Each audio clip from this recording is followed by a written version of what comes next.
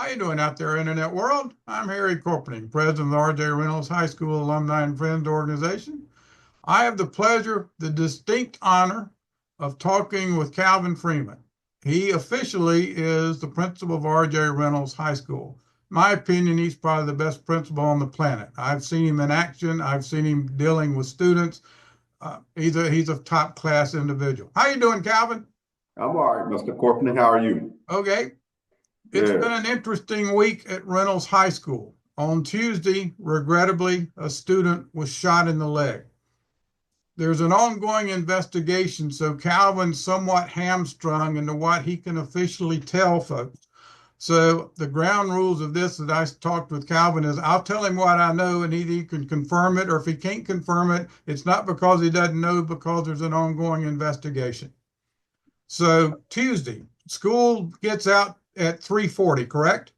Yes, sir. Okay, at 3:49, a call came in that a student had been in a tussle and been shot. That's 9 minutes. Well, I would assume most people that are watching this attended Reynolds, maybe didn't graduate, but attended. You know that not everybody rushes out of the school in those few minutes. So there were some students in the school, there were some students going to their cars, which would be the parking lots, and then some students parked on Northwest Boulevard. There were some students going to the buses.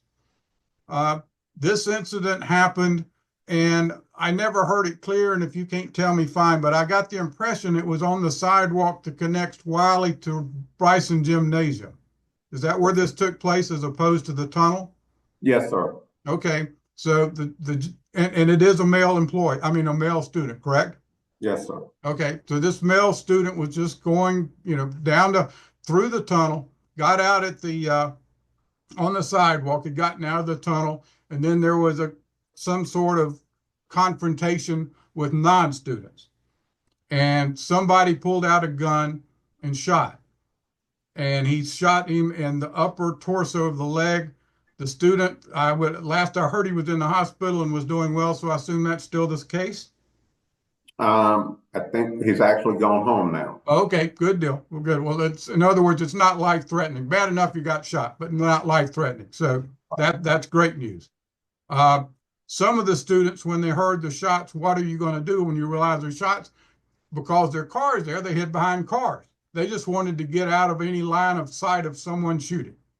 So we are now in the situation because the resource officer at the school reports to the sheriff.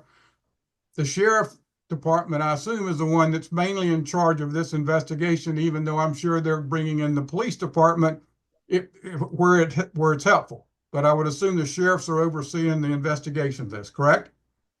I think it's in collaboration. Okay, fair enough, because it happened inside the city, so that would make sense. I didn't know, just because, like I said, the resource officer reports to the sheriff ultimately, so yes, I didn't know if they were heading it up or whatever.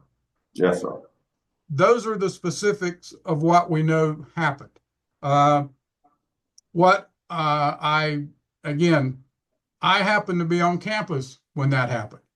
I was going to attend the holiday showcase concert that night, which has been rescheduled. It was canceled. It's going to be it's been rescheduled for Tuesday evening, this coming Tuesday evening.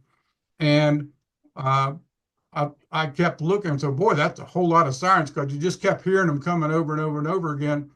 And then I was told, we're in lockdown, you need to go in this room. Well, as I tell everybody when I'm in that school, treat me no different than anyone else. I said, that's fine, no problem.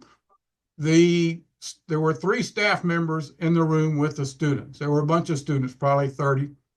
I was unbelievably, truly impressed by how they conducted themselves.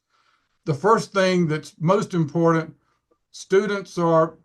it hadn't changed since the first teenager was born.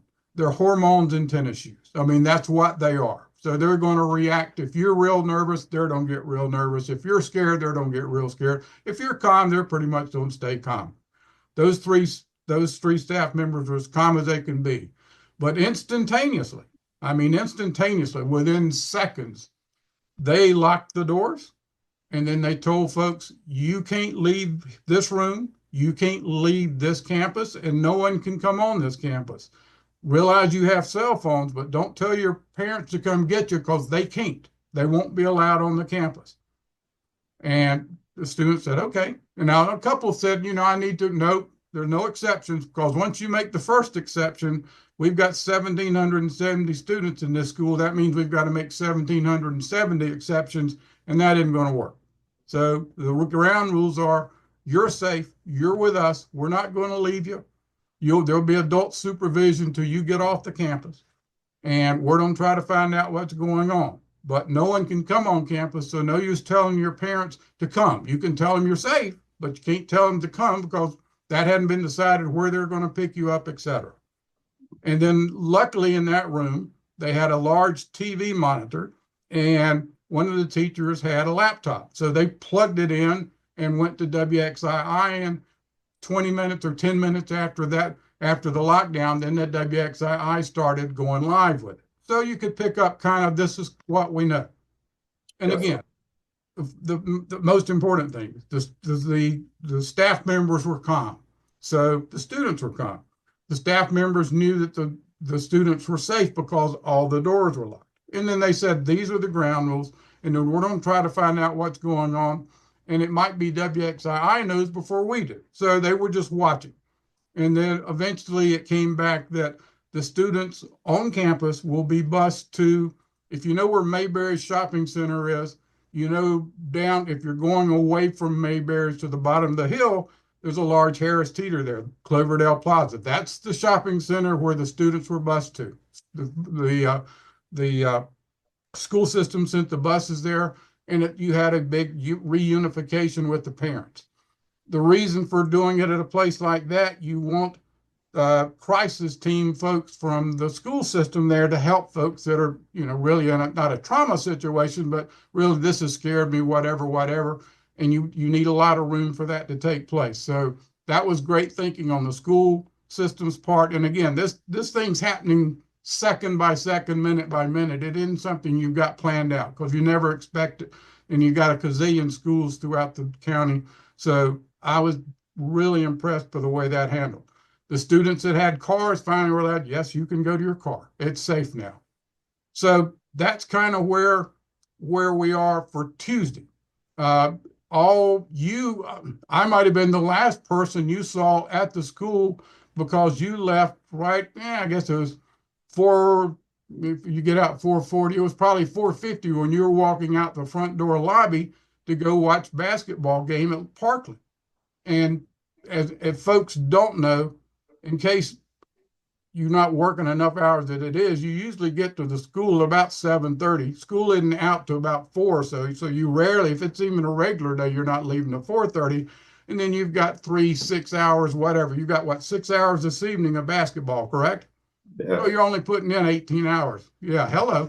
After Someday. this, but you do it with a smile like you're doing now. So that's why I think you're the best principal on the planet. So anyway, that's why you weren't on the campus that second, because you were going to watch the game at Parkland. Well, on that day, I was actually going to see my son's game. Oh, really? Okay. Yes. My apologies. Did he win? How did he do? I have no idea. I was back within 4 minutes. Fair enough. We won't ask you to tell me how fast you were going, but it's a good thing there weren't many policemen there with radar, because I've got a feeling you'd have blown them off the scales.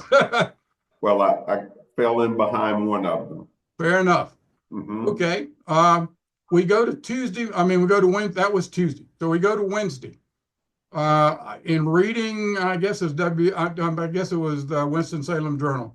600 students called in and said, the parents called in, said, I don't feel like my child should be there today. Mm-hmm. That's fine.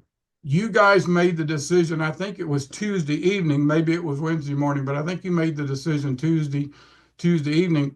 We need to get school going, because one thing about teenagers, they can get excited quickly, but they can calm down quickly. And if they're on campus, you've got crisis teams that can help someone that's having not a traumatic experience, but having a problem dealing with it. Mhm. And that's the best way to, if they get on with their normal life, then their normal life is going to take over. And they just, okay, I go to this class, next this class, I go to eat, da da da da da. I think that was great thinking. Uh, Well, well, of course, that allowed us, we think of school as a place of safety. We know students need routine and stability. We did have crisis response on campus to support students. And, it kind of allow us to process the incident collectively and also, Mr. Corpening, get students the needed resources that they need, whether those are mental health resources, whether that is a meal this morning, whether that is, hey, I need to see this adult, but allowing for those things to take place.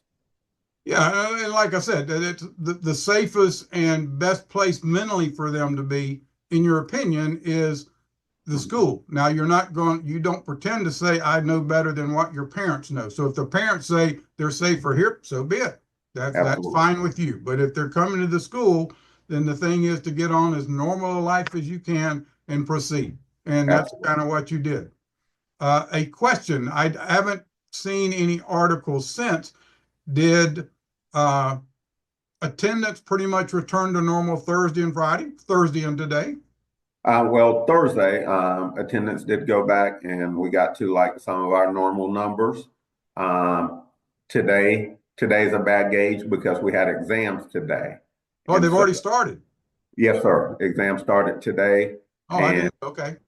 so many students may be exempt from exams. So those students are not on campus today. And so today is not a good measure of the numbers. But Fair on enough. I Thursday, always, well, always know. Hello. mhm, Back in the dark ages when I was attending school, if the weather was good, exams always started on a Monday. I had no idea they'd ever start on a Friday. yes, sir. Forgive me. Well, we got that schedule where we're trying to get the exams done before we go out on Christmas break Okay, good deal. or Uh, holiday break. Mhm. I know there were more I would assume officers. I don't know if they're RSOs or just police officers or sheriff officers there Thursday. I would assume the same with Friday and today. Yes, sir. Of course, we want to increase officer presence. We want to increase officer presence during like those high traffic times, starting school, lunch, of course, the end of school. We want officers here at different access points. We want the officers to help us think about how we limit access to campus because we do have so many access points. And this morning, and well, Wednesday, Thursday, Friday, we did run the safe entry with the metal detection. Yeah, um, having grown up in Winston-Salem, my dad having been mayor and just kind of keeping up with the system in general, you have one of the same problems that Salem College does. That's a college that's open with Old Salem. Well, Old Salem is a public entity that they try to survive on people coming to tour, et cetera, yet it's in the middle of Salem College. So one of the problems of Reynolds High School when we were formed after the gymnasium was built, which was 4 years after we opened, we were the third largest physical plant in the country. Our high school was, but that means you're including Haynes Park. Well, Haynes Park, anybody can be on Haynes Park, and they don't ever come through the door. So metal detectors don't do any good there. And these three gentlemen or three people, I don't know that they're gentlemen, but the three individuals that started this scuffle with the guy that got shot aren't students and didn't come through.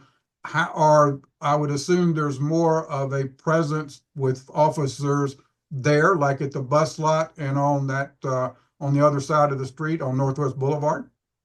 Yes, we increased the presence of the officers like at those access points. We and we hadn't confirmed students or non-students. There's rumors about who they are and where they are, but of course, we leave that to law enforcement to discover for us. Oh, okay, but that was thanks for bringing that up because I didn't know. Yes, I sir. took the assumption and I'm just reading articles, so I'm Yes, thinking they're sir. not. But thanks for telling me that. Yes, sir. And Uh, but yes, the SROs and once Salem, Forsyth County Sheriff's Office, we've had more officers down in that area for the last 3 days.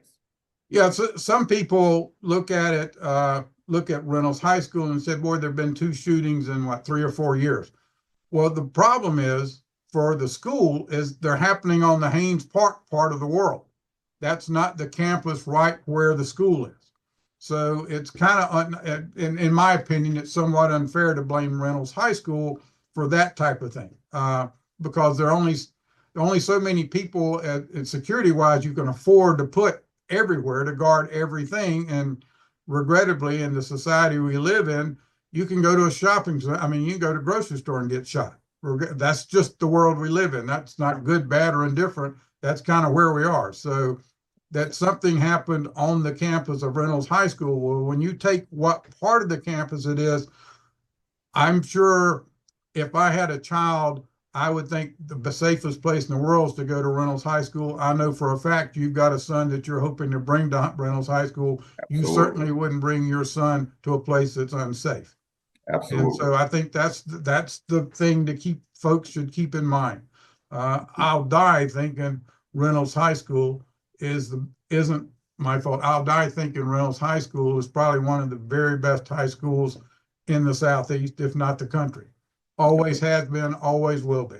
Yeah. So it's that something happens in the fringes of a very, very big geographic area that's called Reynolds High School. Yeah, it can happen, but that's not, like I said, that's kind of controlling every single grocery store you go into to make sure you're not going to get shot. And regrettably, in today's world, you can't do that. Going forward, have you, and maybe this, and you don't have to tell me, but I would assume, but since you've gone 3 days and it's been kind of incident free, then if the idea of having assembly and bringing everybody together won't happen. You'll just continue on with, especially because we're in exams, so you won't even get a chance to do that until January. I'd assume at some point in time you'll issue a statement of what happened, et cetera, but that won't happen until the investigation's over. Well, of course, like, once we have completed information from the investigation, that'll give us an opportunity to speak to what happened, and then give us the opportunity to speak with any students.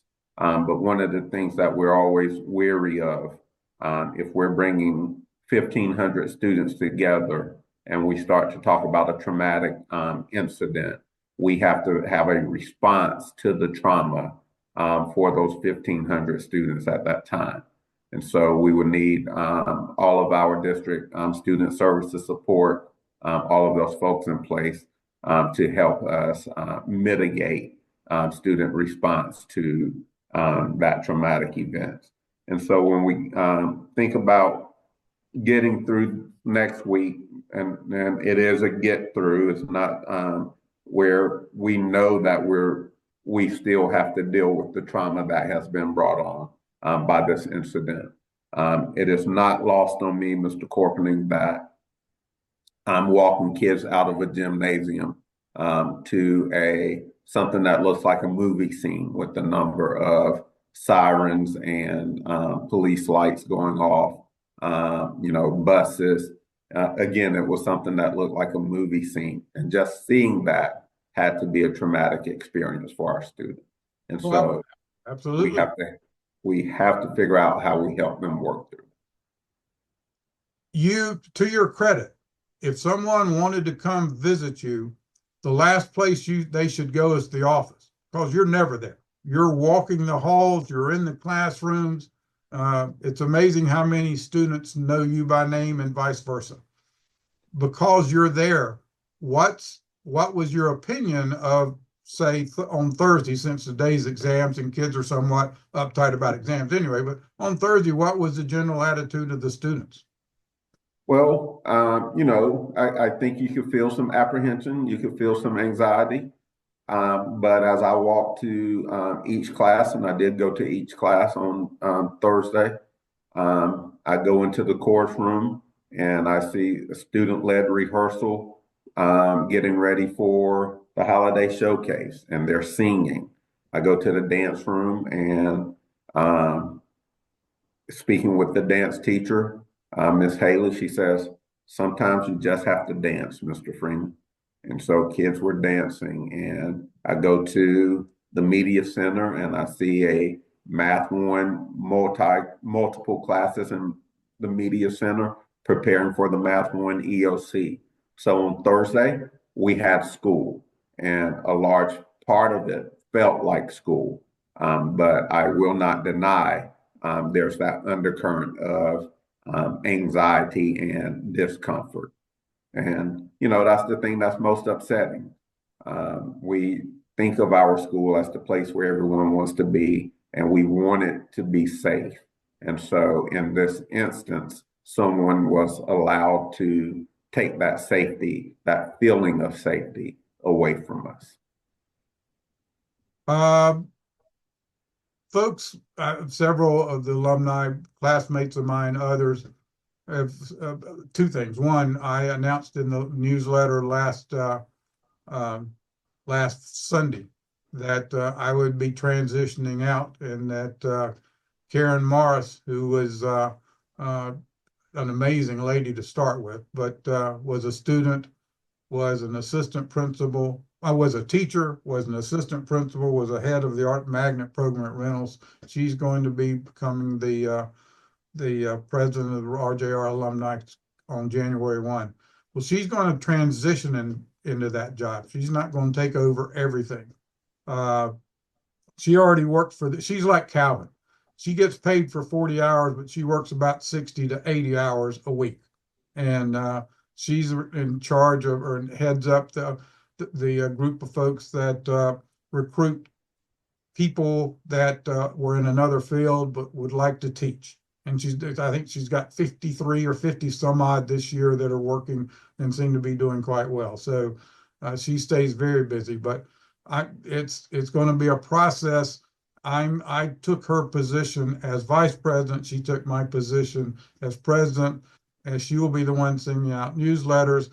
And once she gets her team together, et cetera, I will become just a board member, but I'm like a bad penny. I'll keep showing up, and because just so I do a lot of stuff in 16 years of doing it, a lot of it just comes natural to me, and I don't think about it. And to her, Jesus, that's another thing added to my thing, and that's another thing added to my thing. So she'll get a team up, and it'll be going, but it might be a year or two, whatever. What I told her, I'll be there as long as I can, Lord willing.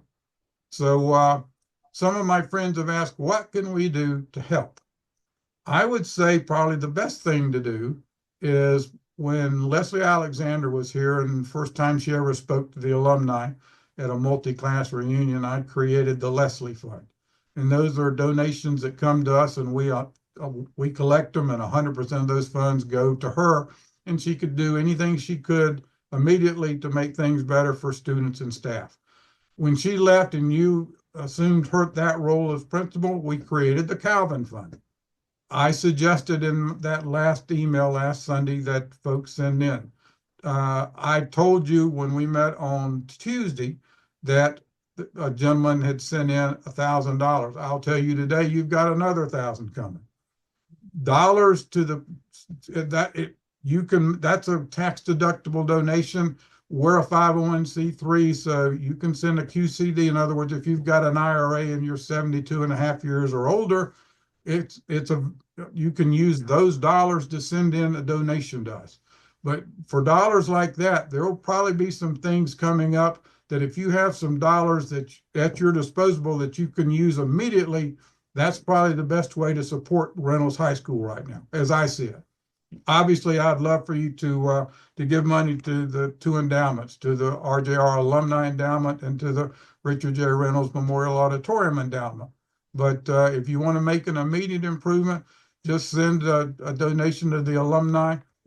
If you're looking at this, you probably went to an article that gives you the information of how to look at this video, plus how to make a donation to the Calvin Fund. It's real simple. You can write a check. You can do it by credit card. You can send an IRA disbursement, whatever how you want to do it.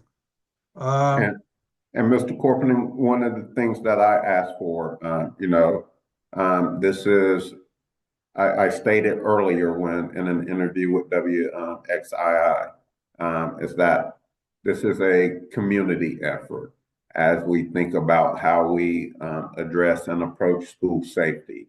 And so, we ask folks to be think partners with us. We ask folks to collaborate with us. But I definitely ask folks to not stack trauma on top of trauma. And what I mean by that is, any of the stuff or the negative like comments or any of the stuff on social media. I'm always open to talk with folks.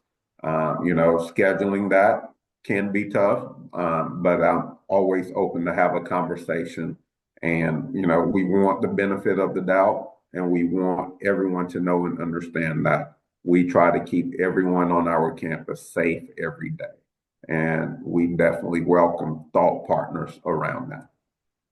Yeah, and then one last thing everybody can do, won't cost you a penny. If you're of the type that prays or thinks about good thoughts about Reynolds High School, certainly that should be at the top of your list also. Absolutely. Anything else you want to tell the alumni? I've been yapping my head off here, but anything else I left out? No, sir. I just want to say thank you all for your continued support and helping us always work to make Reynolds the place where everyone wants to be. That's how I was going to say. You guys came up, I think, last year or maybe year before last with that slogan, R.J. Reynolds High School, the place where everybody wants to be. That's as true today here on a Friday afternoon as it was when it first came about. Nothing changed during the Yes, week. sir. Obviously, there was a bad event that took place, but it's still the place everybody wants to be.